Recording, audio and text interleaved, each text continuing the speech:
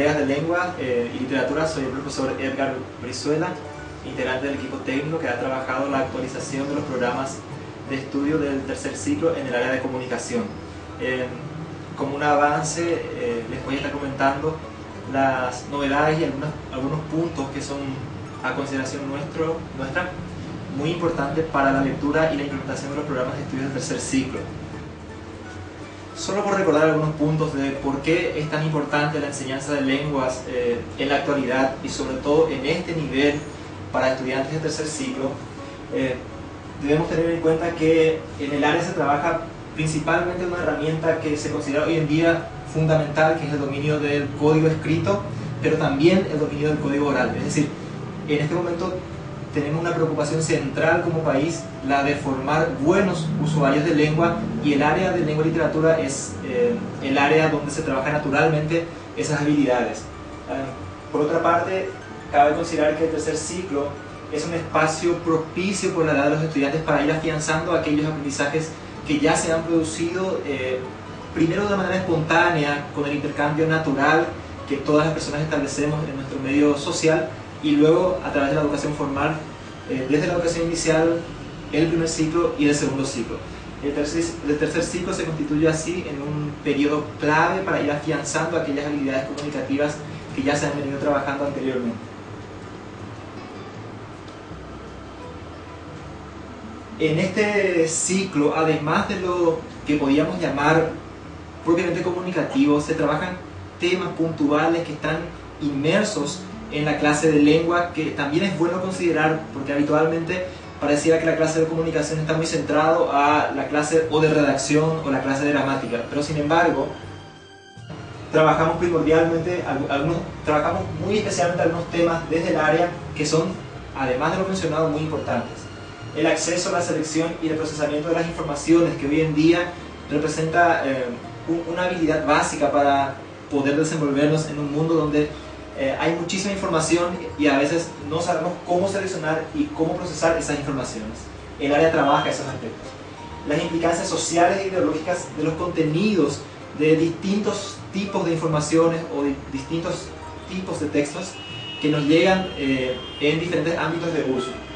Las interacciones sociales, que es una cuestión muy relevante en la actualidad, es decir, cómo interactuamos con la otra persona utilizando la lengua como un recurso para comprendernos mutuamente. Las actitudes positivas para que entendamos que la comunicación efectiva representa una posibilidad de comprendernos entre los seres humanos y que tenemos que usar la comunicación para ese fin. Y además algunos temas que tienen que ver, por ejemplo, con la creatividad a la hora de producir e incluso de analizar un texto. Es decir, que el área no solo trabaja cuestiones que naturalmente son conocidas como la gramática, la ortografía o la redacción, sino un sinnúmero de aspectos que conllevan estas actividades y que están inmersos dentro de las clases de comunicación.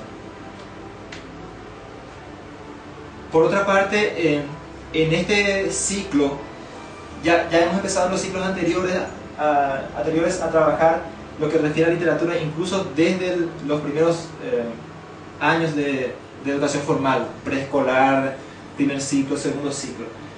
Pero el tercer ciclo en particular empezamos a dar mucho énfasis a algunas cuestiones que hacen a la clase de literatura.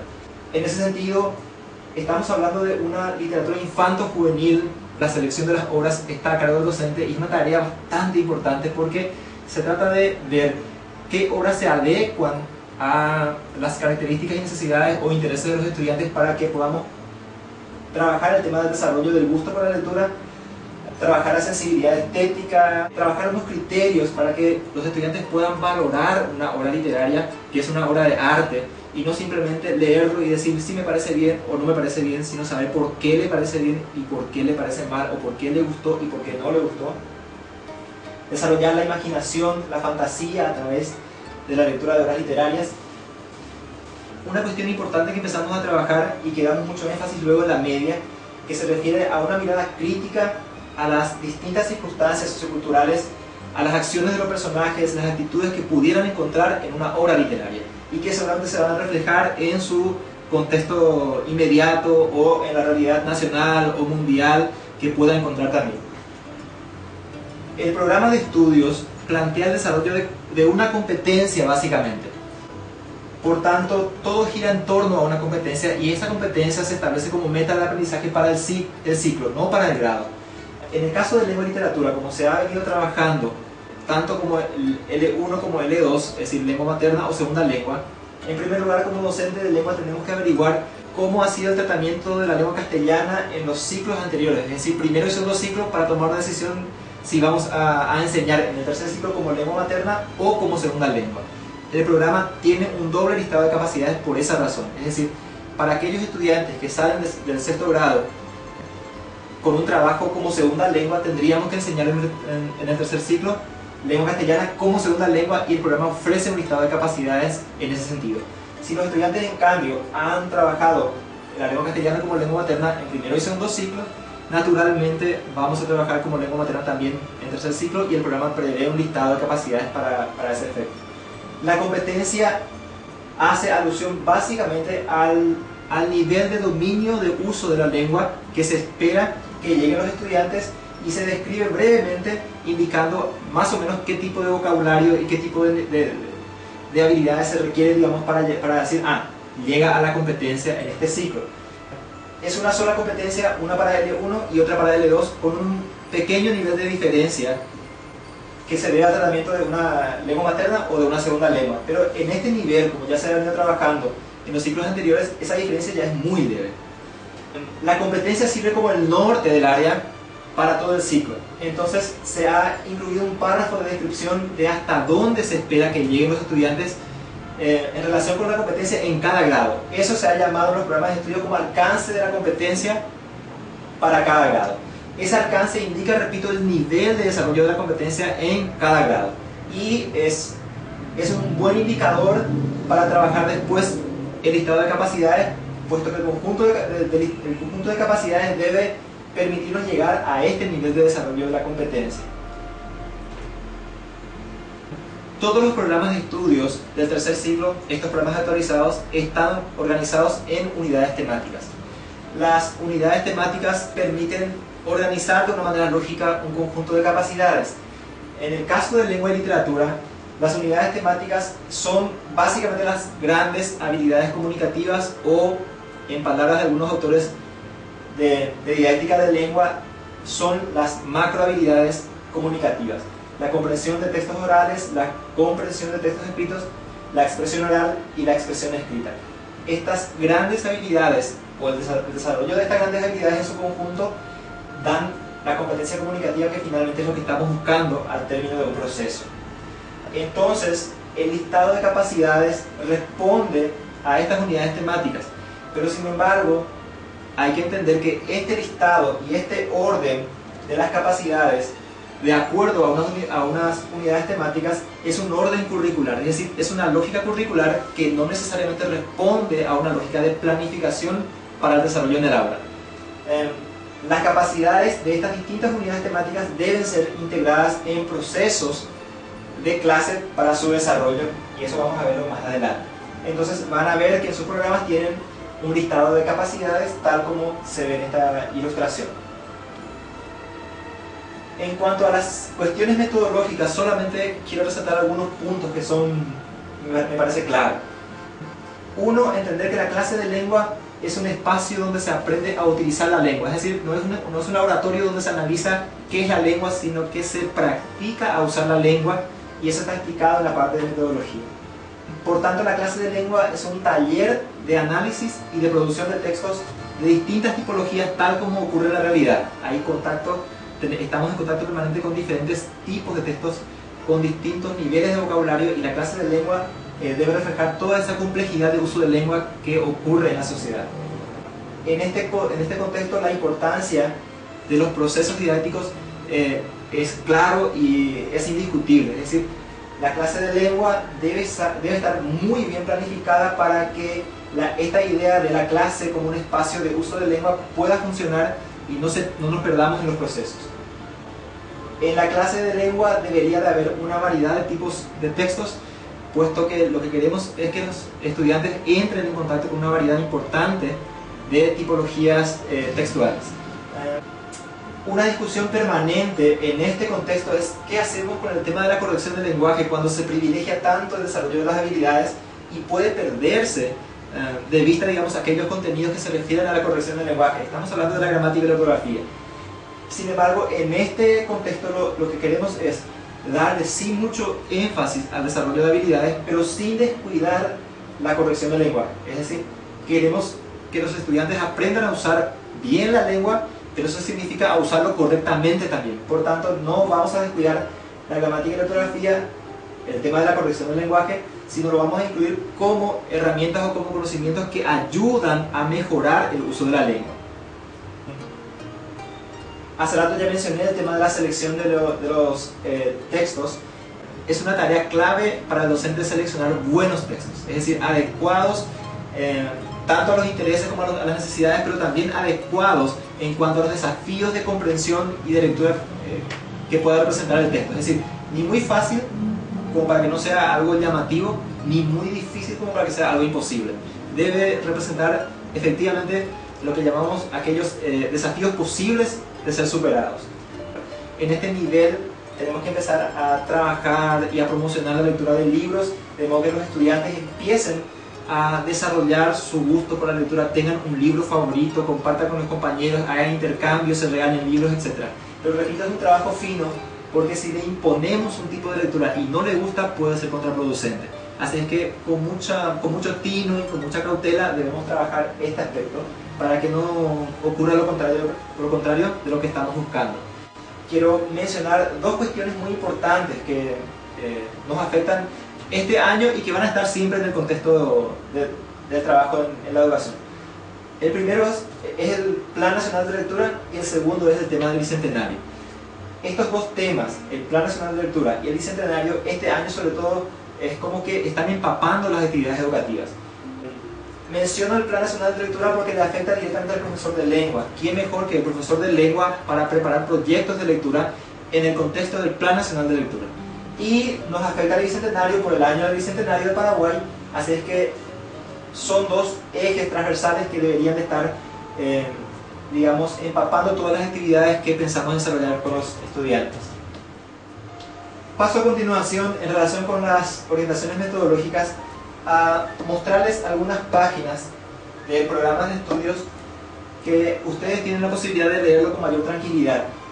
Como habrán visto o como verán si no lo leyeron aún, hemos tenido una especial preocupación por este título que refiere a las consideraciones metodológicas. Van a encontrar primero unas consideraciones generales sobre cómo se espera que sea la enseñanza de la lengua y la literatura, pero luego vamos avanzando hacia unas consideraciones más específicas y van a encontrar que cada vez que avanzamos las páginas vamos a encontrar explicaciones más específicas, si bien son bastante breves por el espacio que se tiene en los programas de estudios. Fíjense que hablamos de la corrección del lenguaje, se habla de la planificación de las clases de lengua, se habla de los procesos didácticos en el contexto de la planificación, y aquí hemos incluido unos cuadros tratando de asegurar que se comprenda mínimamente el proceso de una clase de lengua y a partir de las habilidades lingüísticas. Las clases de expresión escrita, con un cuadro que indica el proceso de clase, las clases de expresión oral, los niveles de comprensión que hemos trabajado el año pasado intensamente durante la campaña de capacitación docente, lo hemos vuelto a incluir aquí porque son conocimientos básicos o aspectos básicos que debemos considerar en la clase de lengua. Hemos incluido un subtítulo que habla de los distintos tipos de texto, aunque brevemente se da una sugerencia o una explicación de por qué es importante trabajar diferentes tipos de textos en el aula. Luego un acercamiento a la literatura, y hemos incluido un listado de autores que no es más que una sugerencia de lectura en el aula. Ya ustedes verán cuáles de estos libros están disponibles en el contexto donde trabajan. Si se los puede adquirir, excelente. Si no, se puede buscar otros libros que se adecuen a los intereses de los estudiantes. Simplemente es un listado de sugerencias. Se habla del proyecto de lengua y literatura, se habla de las estrategias específicas para el desarrollo de capacidades, y allí se pone un ejemplo de cómo se pueden integrar las distintas capacidades que corresponden a diferentes unidades temáticas, de modo a ganar tiempo a la hora de desarrollar esas capacidades y se incluye como un ejemplo un listado de actividades que en su interior contiene la secuencia didáctica de una clase de comunicación. Repito, es solo un ejemplo, ustedes podrán analizarlo mejor y podrán incluir otras actividades, podrán cambiar una actividad por otra, adecuar la actividad a nivel de los estudiantes, etc. En cuanto a lo que refiere a la evaluación simplemente debe ser consecuente con la metodología planteada. Por tanto, si la idea es básicamente desarrollar capacidades comunicativas, la evaluación debe responder a ese criterio. Es decir, lo que tenemos que evaluar, acompañar y asegurarnos de que se vaya desarrollando y haya un progreso, refiere a las capacidades comunicativas. En cuanto a la aplicación de los conocimientos sobre la normativa, en lo que refiere a la evaluación se debe evaluar específicamente la aplicación en el momento de la producción de los textos. Es decir, no queremos evaluar en forma separada de la producción cuestiones que hacen al conocimiento de la gramática y la ortografía. Lo que queremos es ver cómo los estudiantes aplican esos conocimientos cuando hablan y cuando escriben. Es decir, no les sirve de nada saber si es que no pueden aplicarlo. Elaborar indicadores claros, porque eso permite ver y tener en cuenta aquellos aspectos relevantes que queremos estar evaluando, y de acuerdo a los indicadores ya podemos pensar en una variedad de instrumentos que nos permita evaluar la complejidad del área. Es decir, el área no es muy simple, porque se tiene que evaluar escuchar, hablar, leer y escribir. Es decir, son varias cosas. No se puede evaluar con un solo instrumento ni en un solo momento. Por eso hablamos de que es muy importante evaluar toda la complejidad del área y todo lo que ello representa que estamos aplicando ahora. Se tiene que observar algo que se llama, o que llamamos aquí, el desempeño de los estudiantes en situaciones comunicativas. Es decir, lo que tenemos que evaluar es cómo los estudiantes usan la lengua en distintas circunstancias. Y, por último, la idea es ayudar a los estudiantes a desarrollar un buen nivel de competencia comunicativa. ¿Y cómo podemos saber cuál es ese buen nivel de competencia comunicativa? Justamente analizando qué implica la competencia que está en el programa de estudios y qué implican los alcances de esa competencia que también está explicado por grado aquí. Es decir, hasta ese nivel queremos llegar y esperemos que los profesores todos nos pongamos a ayudar a los estudiantes a llegar a ese nivel de competencia comunicativa. Y además, una tarea muy importante para los que somos docentes es analizar con profundidad el documento.